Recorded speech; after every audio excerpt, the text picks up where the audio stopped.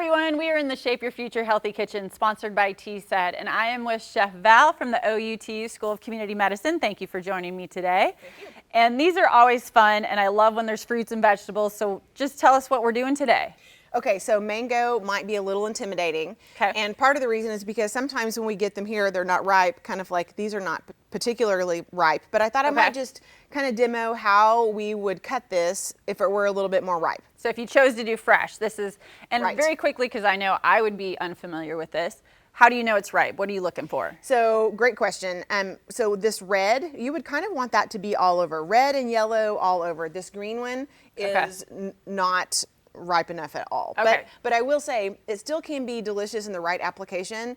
You could make like a green mango salad and that's really delicious. But if you're just wanting to eat it for the fruit that it is better when it's riper. Okay, so those are some of the colors and things you're Right. looking for. Okay, so we're gonna stand this up on its end. There is a pit that runs all the way around the fruit on the inside. It's white and it's kind of like a flat white disc. Okay. And so we're gonna cut, you call these the cheeks off of it, and it is really, really hard.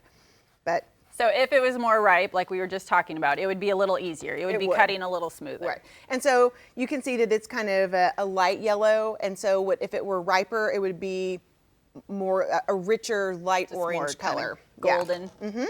Okay, so you can make some cuts. It's very green. Slide that around and then make some more cuts like this. Okay. So you're doing like a little crisscross pattern. And a paring knife would be totally fine to use too. Okay. And so then you can just take this Oh, and push it inside out, look at that. right? And again, a paring knife would probably be a little bit easier. Right, a little more smaller for what you're doing. And again, it's really hard, but we just wanted to be able to give you that demo, and there weren't any ripe mangoes. So in the grocery store, if you find some that are green, that's great. Just wait, leave it on your counter for a couple of days, and it will ripen, and then you can cut it more easily. So that's very hard. So if So the concept is you're getting the, I just lost my thought, getting the skin Right. off of the mango. Yes. Okay. Yes. Okay, so if you end up with a mango like this, but you still want to have mango, you can buy the frozen. And so I don't love a lot of frozen vegetables, or excuse me, fruits, because they do kind of tend to get watery. But mango is one that really holds its texture very well. And most of the time they're picked at the peak of ripeness, just like you hear advertised. Okay, and so this is just the mango chunks can go right in just like this. Okay. And they are delicious, just like that.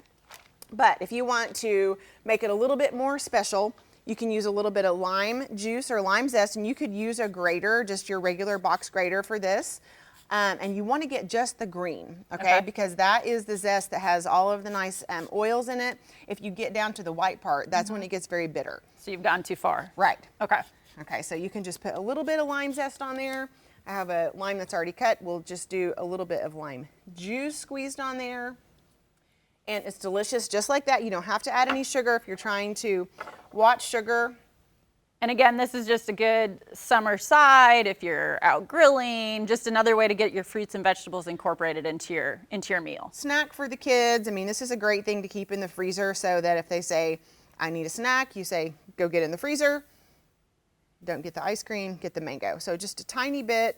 Oh, that's true. Yeah. It's just another way to have a little bit of a sweet at the end of the meal, and you're not necessarily doing like full fat or things like that. Right.